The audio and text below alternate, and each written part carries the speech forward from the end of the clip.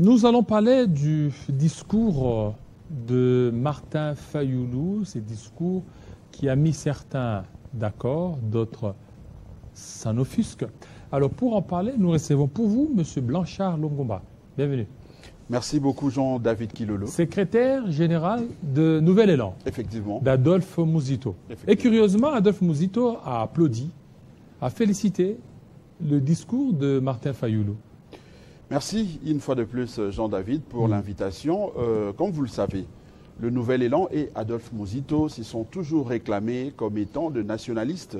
Et en tant que tel, vous savez que le combat de nos pères fondateurs qui s'est réclamé des nationalistes était ces combats qui consistaient à préserver l'intégrité territoriale de notre pays.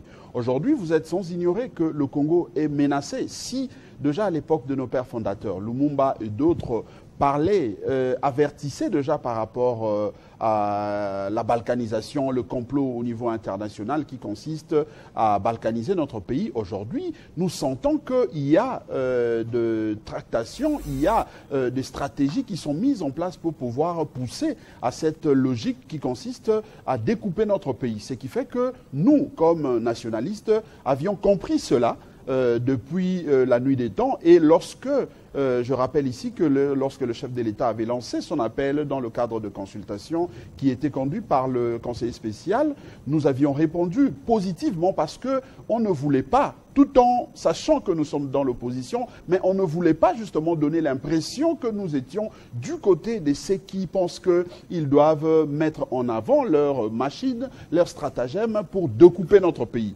Voilà pourquoi aujourd'hui, lorsque nous avions suivi la communication de notre compatriote, le président de l'ECD, le président Martin Fayoulou, nous n'avions pas hésité d'applaudir parce que le vrai problème, c'est qu'au niveau interne, nous devons commencer par sensibiliser tout le Congolais pour que nous puissions avoir une même compréhension de la situation que traverse notre pays dans sa partie Est, pour que nous puissions justement parler le même langage et orienter nos missiles, nos énergies, nos intelligences pour pouvoir justement pacifier, ramener la paix sur toute l'étendue de la République démocratique du Congo. Et nous, comme je l'ai rappelé tout à l'heure, à l'époque, lorsque nous avions répondu à l'appel du chef de l'État, parmi nos compatriotes de l'opposition, il y a de ceux qui avaient tiré à boulet rouge sur nous, mais ils n'avaient pas compris que pour nous, la logique n'était pas d'aller forcément applaudir l'IDPS et le chef de l'État, qui est M.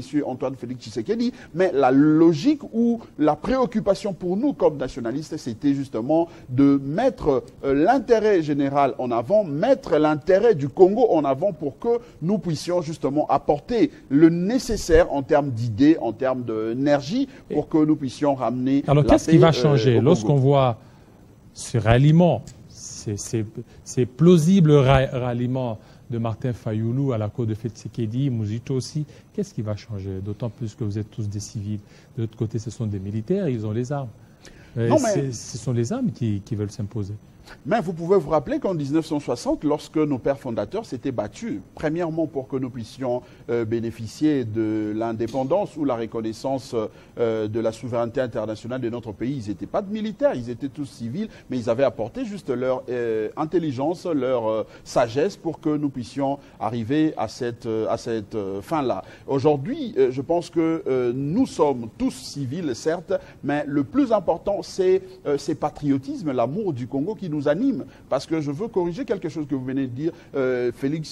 Martin Fayoulou et Adolphe Mouzito sont à la cause de Félix Tshisekedi. Pas du tout. Ils ne sont pas à la cause de Félix Tshisekedi. Ils sont à la cause du Congo, parce que ici c'est le Congo qui est menacé. C'est notre existence même comme nation, comme peuple qui est menacé, parce que regardez, ici, nous avons un pouvoir qui est légitime, qu'on le veuille ou pas, peu importe les arguments que nous pouvons apporter, mais du moins, c'est un pouvoir qui a été, qui est venu des élections et qui est en place, qui travaille, en tout cas, dans la limite de son mandat. De l'autre côté, nous avons aujourd'hui M. Kabila, avec son équipe, l'AFC et tous les autres, qui continuent aussi à travailler un peu à l'image d'un pouvoir établi, et ça, deux esprits, les gens qui sont avertis doivent comprendre qu'il y a une machine qui est derrière cette stratégie pour pouvoir justement accomplir ces plans des ennemis de la République démocratique du Congo. Et nous, nous disons non, nous devons parler le même langage, nous devons mobiliser les Congolais. Tous ceux qui sont Congolais doivent en ces moments se sentir interpellés. Non pas pour la cause de Félix Tshisekedi, mais plutôt pour la cause du Congo. Nous devons d'abord parler Congo. Parce que lorsque vous suivez même le message de Martin Fayulu et même le communiqué la déclaration politique que nous, le Nouvel Élan, avions signé aujourd'hui, effectivement, nous mettons un accent plus sur l'aspect, le côté sécuritaire. Ici, il s'agit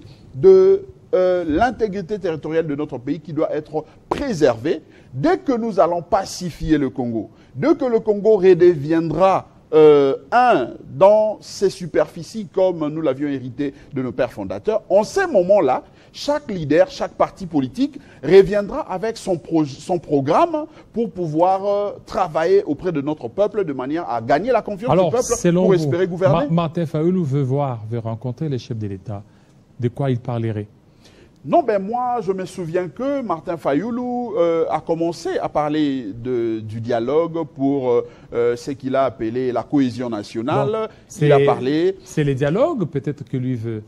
Il ne veut pas peut-être la primature parce qu'il y a beaucoup de gens qui l'envoient la primature. La primature, en fait, moi, comme nationaliste, je n'aime pas trop parler en termes de poste, en termes de positionnement. Parce que Jean Kilolo, je crois que vous allez vous souvenir, depuis que moi, personnellement, je commençais la lutte politique dans ces pays, je n'ai jamais occupé une seule fonction au niveau étatique, même pas chef des rues. C'est-à-dire que nous ne battons pas en politique pour chercher des postes. C'est vrai, il y a de ceux qui ont ces calculs-là. Mais moi, en Martin Fayulu, aujourd'hui, je sens justement ces côtés nationalistes. J'ai senti ces côtés patriotes qui sent ou qui voit la menace de la balkanisation venir et il s'est dit il doit mettre de côté ses égos, il doit mettre de côté, en tout cas, son côté président élu pour pouvoir justement ratisser, essayer de contacter, d'entrer en contact avec tous ceux qui peuvent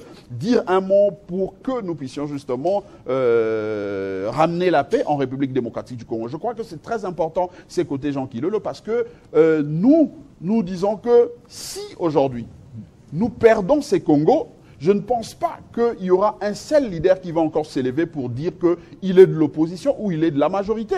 Tous nous serons mis à l'écart, nous serons mis de côté et le troisième larron ou ceux qui viendront vont devoir imposer leur logique. Et c'est maintenant que nous devons justement sentir la nécessité, nous devons se sentir obligés d'apporter ce que nous pouvons, en termes d'idées, en termes d'intelligence, en termes de mobilisation, tout ce que nous pouvons, pourvu que la paix revienne en République démocratique du Congo, pour nous permettre justement de faire la politique aisément. Mais tant que le Congo sera toujours bipolarisé comme nous le vivons aujourd'hui, il y a une capitale politique qui est à Goma et une ici à Kinshasa. Alors maintenant le dialogue là, vous l'entrevoyez avec qui? Avec la Senko ou avec Lomé par exemple? Non, le dialogue, ça, c'est l'idée qui était avancée par nos amis, par Martin Fayulu et les autres. Nous, au Nouvel Élan, nous n'avions jamais pensé qu'il fallait... Et vous voulez quoi maintenant, vous, Nouvel Élan? Nous, tout ce que nous voulons, c'est que nous puissions avoir la même compréhension de la situation que traverse notre pays dans la partie Est pour nous permettre en tout cas d'avoir une même orientation. C'est là où il y a maintenant des divergences avec Fayulu. Non, ce que nous nous disons, c'est que nous respectons le point de vue des uns et des autres. Mais le plus important, ici, c'est quoi? C'est qu'il y a un pouvoir qui est établi. Et le pouvoir qui est établi aujourd'hui, que nous l'aimions ou pas, nous devons travailler ensemble avec eux parce que ce sont eux qui sont à la manette. Nous devons apporter nos idées, nous devons apporter nos contributions ensemble avec eux pour que nous puissions sortir le pays de cette situation. Si ils estiment qu'ils doivent aller dans la logique du dialogue, comme le propose Martin Fayulu et les autres, tant mieux. S'ils pensent que nous ne devons pas aller au dialogue parce qu'ils sont presque fin mandat, mais que nous puissions apporter nos contributions pour pouvoir soutenir l'action gouvernementale actuelle de manière à leur permettre de bouter hors état de nuire ou hors de nos frontières les occupants. Et comment vous allez le faire? Comment vous allez le faire? Non, nous... Oui, mais votre contribution... Lors de consultations, nous avions apporté notre contribution. Nous leur avions dit, par exemple, qu'il faut aujourd'hui travailler dans le sens de mobiliser les recettes pour permettre justement à notre armée de jouer son rôle constitutionnellement prévu, mais également permettre à ce que nous puissions avoir une diplomatie efficace qui va devoir travailler dans le sens de montrer effectivement l'importance de faire respecter les dispositions prévues dans les instruments internationaux pour éviter à ce que le Rwanda s'ingère de la situation du Congo. C'est ça justement ce qui était, entre autres, notre contribution. Mais Martin Fayulu, d'autres compatriotes peuvent apporter encore d'autres recettes qui pourront aider à ce que nous puissions sortir notre pays de cette situation. Est-ce qu'aujourd'hui vous avez la même compréhension de la guerre d'il y a de cela quelques mois? Surtout qu'aujourd'hui, vous venez de parler, il y a presque 2 capitales qui sont là. Une capitale à Goma, une autre ici à Kinshasa. Est-ce que vous avez la même préhension pour dire c'est la guerre étrangère ou c'est la guerre congolo-congolaise? Non, la guerre, elle est étrangère. Elle est étrangère. Effectivement, c'est le Rwanda qui occupe illégalement, injustement notre pays. Mais maintenant, le Rwanda, parce que vous allez vous rappeler qu'à l'époque, le Rwanda parlait, avançait comme argument, il combattait les FDLR qui étaient sur le sol congolais. Mais maintenant, après avoir occupé pratiquement 2 provinces en République démocratique du Congo, ils sont incapables de nous prouver où se trouvaient ces FDLR. Voilà pourquoi. Parce qu'ils sont derrière le AFC et le M23.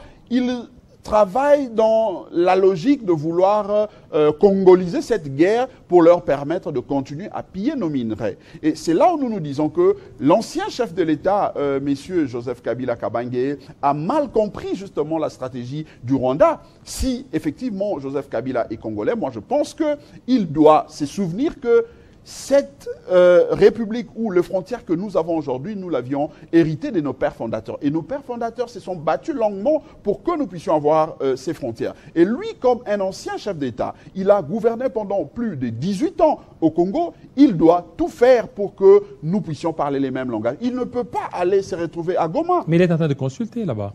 Non, mais il va consulter. C'est vrai que c'est dans ses droits comme citoyen. Et quand il consulte, tout le monde parle de la paix, la paix. Je suis d'accord avec tous ceux qui parlent de la paix parce que nous, également au niveau du Nouvel Élan, c'est ça notre combat, c'est ça notre cheval de bataille. Nous voulons que la paix puisse régner pour nous permettre justement de bénéficier de 2 345 000 km² que nous avions hérité de nos pères fondateurs. Mais le plus important, c'est de tout faire pour que nous ne puissions pas jouer le jeu de nos ennemis, notamment le Rwanda, qui est aux avant-postes. Parce que le jeu que joue Kabila aujourd'hui donne l'impression qu'il est en train effectivement de travailler pour le Rwanda de manière à continuer, à lui permettre de continuer à piller nos richesses. Moi, je pense qu'aujourd'hui, le chef de l'État, l'ancien chef de l'État, Joseph Kabila, a quand même un carnet d'adresses qui est bien fourni. Il peut contacter tous ses pairs, il peut aller aux Nations Unies, il peut montrer qu'il est effectivement dans la logique de pouvoir ramener la paix, de faire régner la paix en République démocratique du Congo en parlant le même langage avec nous. Mais malheureusement, nous sentons qu'il n'est pas dans cette logique parce que lorsque il a fait sa communication de plus de 45 minutes, nulle part il a condamné l'agression rwandaise. Nulle part, il a condamné même la guerre de l'AFC et M23. Et même, ce qui est plus grave, il a condamné le fait qu'il y avait de pays, de forces étrangères qui venaient à l'appui de nos FARDC. Alors, ça montre qu'il n'est pas dans la logique qui consiste effectivement à ramener la paix pour nous permettre de vivre tel que nous revenons au discours de Martin Fayulu. Plusieurs le voient beaucoup plus à la primature. Vous serez disposé à travailler avec Martin Fayulu? Je l'ai dit, Jean Kilolo, le Nouvel Élan et son leader Adolphe Muzito, nous ne sommes pas dans un combat de positionnement. Vous n'êtes pas dans un combat de positionnement, mais vous avez été reçu par Bérande. Oui, mais on a été reçus. Il y en a d'autres compatriotes également qui ont été reçus. Si vous aviez suivi... Vous avez plus de chances d'être au gouvernement, au prochain gouvernement? Non, ce n'est pas ça notre combat. Je rappelle ici qu'Adolphe Mozito a fait. Et vous n'allez pas refuser non plus? Ben, si il arrivait qu'on nous donnait ça, et on n'a pas demandé, mais si on nous donnait pour apporter notre expérience, l'expertise, nous n'allons pas refuser parce que effectivement, ici, l'objectif, c'est d'apporter ce que nous pouvons pourvu que nous puissions sortir le pays de la situation que nous traversons aujourd'hui. Mais ce n'est pas une demande, ce n'est pas une obligation. Nous, le plus important, c'est que nous puissions apporter nos idées pour permettre à ceux qui gouvernent aujourd'hui de travailler en mettant en exergue ces idées-là de manière à nous sortir de la situation actuelle. Si il arrivait, comme vous le dites, que ce soit Martin Fayulu ou je ne sais pas, un autre compatriote qui soit choisi pour pouvoir mener à bon cet objectif, nous allons applaudir parce que, comme je l'ai dit, l'objectif pour nous, c'est de préserver justement l'intégrité territoriale de notre pays. Nous sommes dans la continuation du combat de nos pères fondateurs et si vous aviez bien, si vous vous rappelez justement du combat de nos pères fondateurs, ce n'était pas un combat pour se positionner, mais c'était un combat d'abord pour sauver les Congos et le reste a été venu après. C'est justement dans cette logique que nous, le Nouvel Élan et Adolphe Mozito, nous nous alignons, c'est-à-dire qu'aujourd'hui, nous, tout en étant dans l'opposition, nous pensons qu'il faut soutenir ceux qui sont au pouvoir. Vous êtes de l'opposition? Mais bien évidemment. Opposition. Vous faites semblant ou vous oui, voulez que... Mais en fait, on ne vous sent pas ici l'opposition. Ici, on voit ensemble et qui est beaucoup plus dans l'opposition que Mozito. Mozito est dans quelle opposition? Républicaine ou opposition? Non, on est dans l'opposition républicaine. Nous saluons tous les compatriotes, Ensemble, FCC, SID aujourd'hui, tous ceux qui se battent pour la cause du Congo, eh bien, nous les saluons, nous les encourageons. Mais puisque nous encourageons les autres, je pense que les autres auront cette amabilité, ce même courage de reconnaître aussi les combats que nous menons. Parce que pour être de l'opposition, il ne faut pas forcément être celui qui insulte le plus ou celui qui passe tout le jour, chaque temps à la télé. Non, pour nous l'opposition, premièrement, c'est un statut qui est régi par la loi portant statut de l'opposition, qui le reconnaît. Si vous lisez en son article 2, nous nous retrouvons dans cette situation-là, c'est que nous n'avions jamais participé au pouvoir, même pas dans la gestion d'une rue, ce qui fait que nous sommes dans l'opposition. Mais nous pensons qu'aujourd'hui, vu la situation que nous traversons dans la partie est de notre pays, il nous faut nécessairement faire cette opposition en apportant nos idées, en faisant une opposition constructive pour permettre à ceux qui sont au pouvoir, à ceux qui sont à la majorité, de se servir de ces idées pour nous permettre justement de recouvrer l'intégrité de notre pays, de recouvrer nos frontières telles que nous l'avions hérité de nos pères fondateurs. Parce que, regardez Jean-Aimé Kilolo. Jean-David, je m'excuse. Parce qu'en 2028, normalement, c'est la fin du mandat du chef de l'État actuel. Mais maintenant, si ces régimes arrivaient à partir et que ce soit Adolphe Mozito qui devient président, il va être le président de 24 provinces ou de 26 avec le nord et le sud Kivu. C'est ça justement notre combat. Donc nous ne devons pas penser qu'aujourd'hui, parce qu'il s'agit de Tshisekedi, nous devons croiser les bras, le regarder en face. Demain, lorsque ce sera notre tour, c'est en ces moments-là que nous allons parler unité. Non, nous devons en parler de maintenant, parce que demain, si Tshisekedi partait, nous allons hériter de son actif actuel. Donc voilà le sens justement de notre combat et le pourquoi de notre position qui a consisté à saluer le patriotisme dans la communication de Martin Fayulu, qui a mis de côté son côté président élu, ses égos personnels pour pouvoir rallier le camp de nationalistes qui se battent justement pour l'intégrité du Congo. Merci beaucoup, M. Blanchard Longomba. C'est Blanchard Mongomba. Mongomba, voilà. Blanchard Mongomba. Oui. Voilà, merci. Merci, Jean-David. Voilà. Alors, notre deuxième invité, c'est tout de suite.